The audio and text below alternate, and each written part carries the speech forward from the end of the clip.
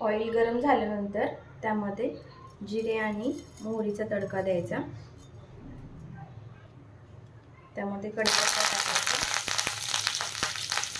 आणि आपण जी हिरवी मिरची आणि लसूण मिक्स करून वाटून घेतलेलं होतं ते चवीनुसार टाकून घ्यायचं, ॲड करायचं तिखट।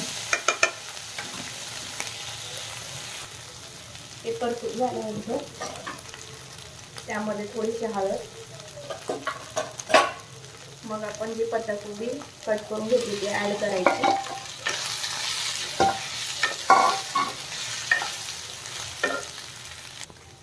थोडंसं वाफवून घ्यायचं, त्यानंतर चवीप्रमाणे मीठ टाकून घ्यायचं।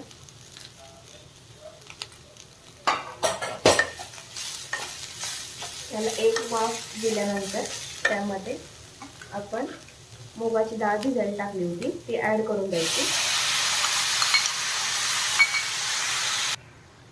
थोडंसं पाणीही ॲड करायचं जे की मुगाची डाळ मऊ अशी शिजून घेईल।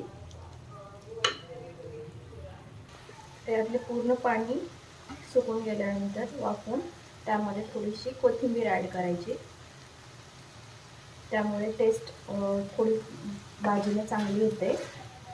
आणि अशी पत्ताकोबी बनवल्याने खाण्यासाठी पण चांगली लागेल, जे की ज्यांना आवडत नाही। मुगाची डाळ ॲड केल्यानंतर थोडी मिळून येते सब्जी आणि चवीसाठी छानही लागते हिरवी मिरचीमध्ये।